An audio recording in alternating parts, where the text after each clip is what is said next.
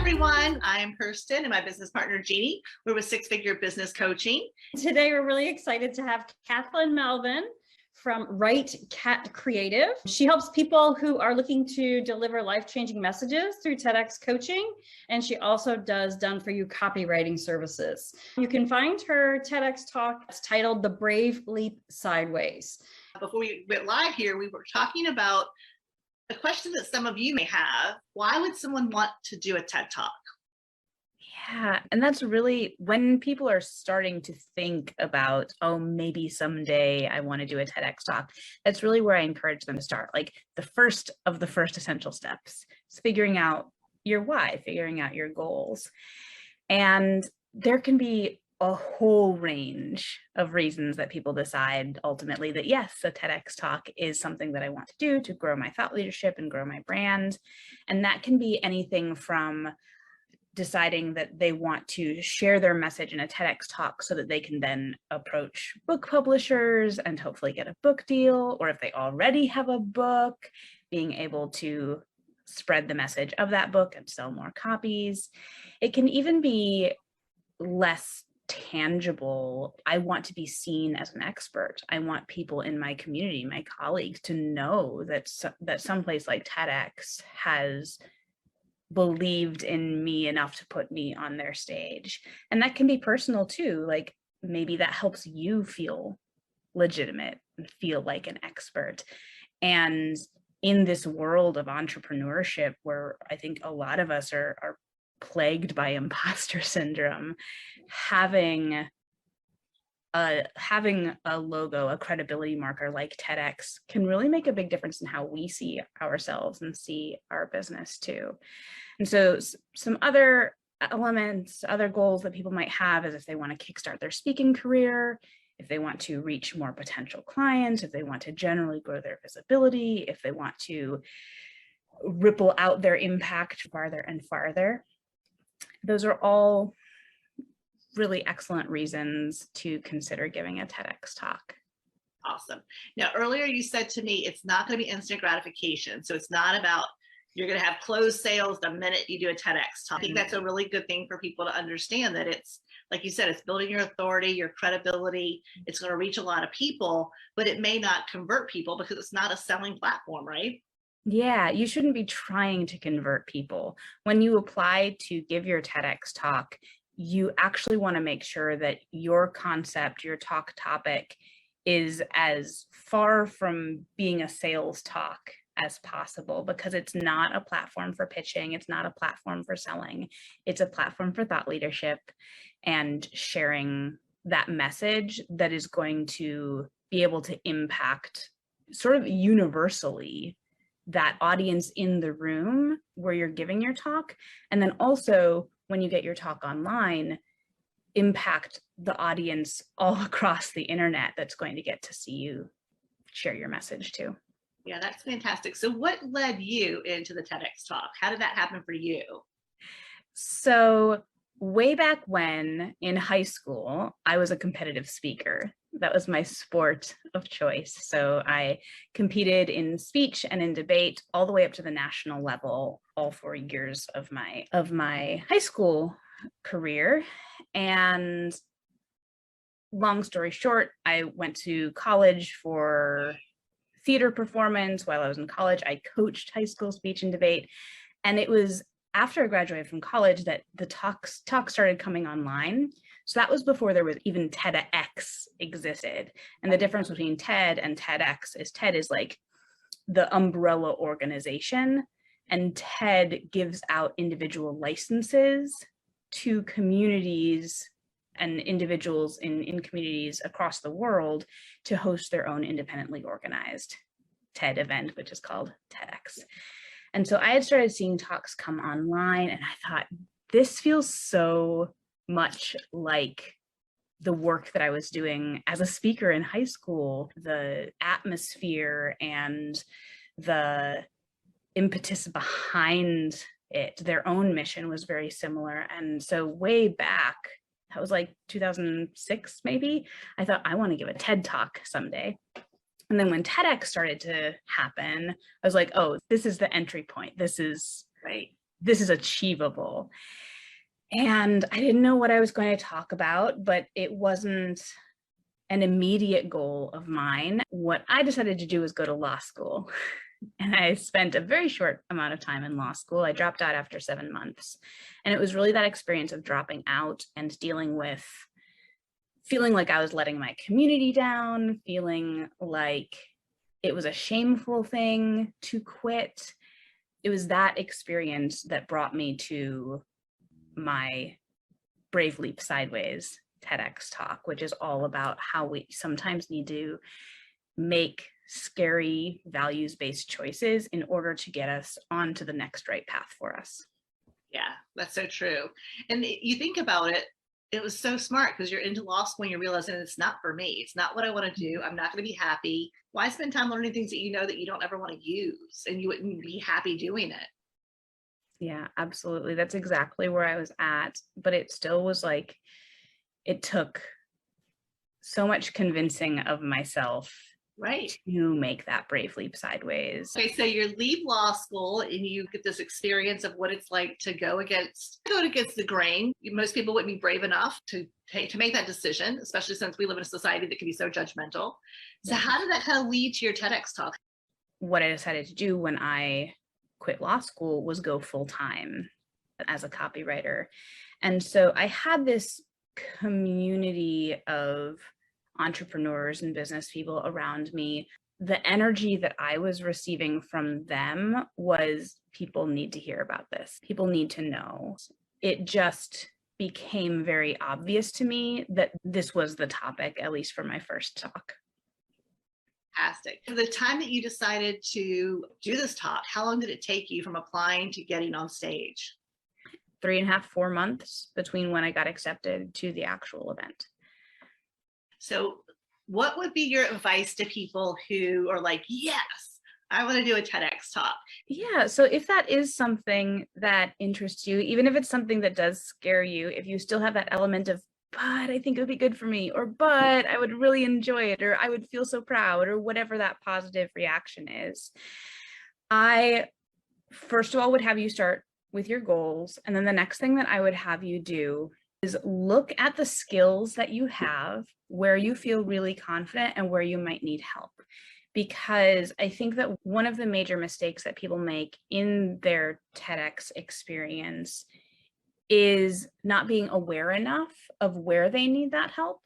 And there are a lot of different ways that you can get that help. You don't have to hire a TEDx coach specifically, a TEDx coach like me. You can use your community, use different events to help you prepare. But there are a few different areas of skills that I would have you consider. So the first one is, are you comfortable? Are you able to distill and refine your big idea, your big message down into one clear, succinct sentence? Because that's going to be your idea worth spreading. Second thing that I would have you ask yourself is, can you craft a clear and customized pitch that's going to entice TEDx organizers? That's a whole different skill, right? Pitching yourself. Another one is, can you write engaging material that is going to feel natural when you say it out loud? Because a lot of us are used to writing for articles or blogs or social media or something that's all intended to be read. And it's a different skill to write something that's supposed to be spoken out loud. And then 2 more that I would have you look at. One is self-directing your talk. So can you stand in your living room and look at your physical and vocal delivery, whether that's movement or gestures or your intonation or how fast you're talking? All of those things come together when you are physically standing on stage and presenting. So whether that's something that you're super comfortable with, or whether that's an area that you need help. And the last one is accountability. If you can keep yourself accountable to do the idea generation and write and edit and rehearse and memorize all over a period of several months, that knowledge and that awareness is going to help you seek out the elements that you need in order to create a really powerful, strong talk. as you're walking through your talk, you'll be like, oh, this is the place where I walk up the stairs to get to this particular talking point. And you kind of create a map for yourself of actually moving through your talk. And I think that there are probably a ton of parallels between putting together a course, which is intended to educate. It has its own message, and putting together your talk that does a very similar thing. Yeah. And even like we were talking about, like your voice and how quickly you're speaking and you're moving around. Especially, I think, because over the last couple of years, we've all gotten used to Zoom presentations, right? And so moving away from this like safe space of our computer, where we've got this barrier in between us and whoever is listening or watching, and then stepping onto stage where you can see all the people and it's a full body experience, it's different.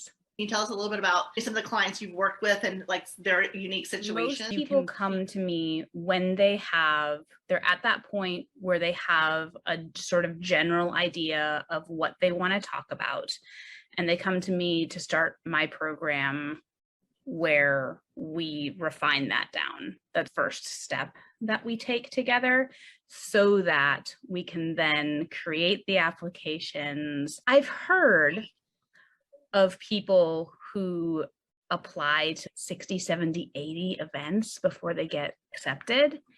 I don't know any of these people personally, I don't think, but my guess is that comes from taking a spray and pray method with your applications. And so the very first thing that I focus on with my clients is getting that idea worth spreading, that one succinct sentence, super clear, super concise, super powerful. And then looking at the applications of the places that they're most interested in and saying, okay, how do we customize each application based on that idea worth spreading? Especially because most events have a theme. Yeah, it's really funny because as a copywriter, I love, our friend Charlene said that copywriting is just sales on a page. It's making sales from written word on a page. And you wouldn't think of this application as copywriting, but the reality is it is. Yeah. So for me, when I think of copy, I think of any words that are intended to inspire action in the reader. It doesn't even necessarily, for me, have to be clicking a buy button or putting down their credit card. It can be taking the next step. It can be, if you're on social media, like asking people to comment with something specific. That's copy because you're asking them to take action. And so with TEDx, I encourage the people that I work with to think about what they want when they leave the stage, what they want the audience to understand, and what they want the audience to do next based on what they learned. Okay. I also, tangentially related, ask them to think about what they want an audience member to say when they go to lunch with their best friend the next day and they say, I went to this event and I saw this speaker and this speaker blew my mind because they said, what is that thing? Yes. That you said that they're going to want to go talk to their best friend about. So you said you want them to hear you and then to make the next step. Do you feel like a lot of it has to do with how they feel? Yeah. So absolute that talks aren't about your personal story, that they're not supposed to be purely inspirational. But when you watch TEDx talks, when you watch talks that you think are really great, they do inspire you. Yeah. That is an element of it. And so having those stories, whether they're personal stories or anecdotes about other people, but ones that we can connect to, and then also being supported by data, being supported by research, if there's research that is related to your topic, and then bringing in that powerful emotional content, because without that, people aren't going to remember. We need the emotions in order to remember the hard facts. That's a shorter timeline that you mentioned earlier than I actually thought it would be. So does it just depend on what area it's in, how big it is, how many people apply, that kind of thing?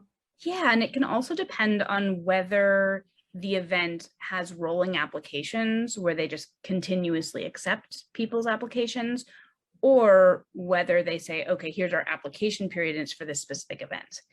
Because if you have a rolling application period, you might apply in 2022.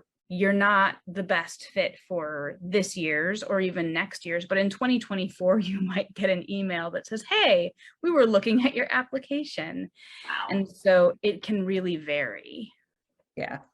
What other advice would you have for people who are thinking of taking the step forward? So I think that the final sort of first step that I would want to tell them about is how to come up with that big idea, that message. Because as business owners, we tend to know what we're trying to achieve. We tend to know a variety of messages that we're sending into our community. And what I usually encourage people to do is to take 10 minutes to just free write or talk and record yourself in response to those, and let yourself go all different directions. Let your brain really relax into it. And so through those questions, then you can see themes that come up. You can see words that you use over and over again, and those can get the ball rolling for your big idea. When we were going through the skill sets earlier, like there's a lot that goes into giving a TEDx talk. And so having that message that you're really invested in spreading is a great motivator. Definitely. Yeah. So tell me what happens after the TEDx. What happens is the recording of the video gets submitted by the TEDx organizer to the committee at TED, the umbrella organization. And if they feel like you have unsubstantiated claims, or if they feel like you are salesy, they will not put your talk on the internet. So that's the first important thing, because we all want our talks on the internet. That's the goal. And when TED says, yes, green light, this goes online, what I did was I created a sort of grassroots campaign where I was reaching out to my personal connections, my business connections, and providing them swipe copy, providing them links. I created a web page of here are 10 different ways that you can share. And so really taking advantage of the people who I knew believed in me and believed in my message to help spread that right away. The easier that you can make it, the better. Yeah. So giving them the swipe copy for an email, giving them the swipe copy for an Instagram post and a Facebook post, giving them a photo to share with it, whatever you can provide is going to lower the barrier for them to actually share. After the talk, I guess you're thinking about getting all of these things done. I am always happy to share, here's the web page that I created. Here's my list of how I came up with different people to reach out to and all of the things that worked for me, even though my talk isn't related to my business. My talk is like a life lesson, but I have been invited to speak in different groups on different podcasts. When I have pitched, it has lubricated that process for me because I've been able to borrow a lot of credibility from TEDx just by having that talk, having that logo. And so I absolutely think you are a person who's trying to get publicity, if you are a person who's trying to get to talk in people's masterminds or things like that. For me, that was probably the biggest impact that giving a TEDx talk made on my existing business. And not only are you making those connections with the audience, but I have several relationships that I have maintained fairly closely with people who were in my cohort of speakers at the events that I was at, who are also business owners. Right. And so having those relationships and those people who I met through that process has been really great too. It all starts with that idea worth spreading. Yeah. I love that. If you're watching, thank you. And if you're watching on replay, hit #replay, but don't forget to get the playbook that Kathleen shared. There's a link in the comments, so be sure to click on that and get your copy of that.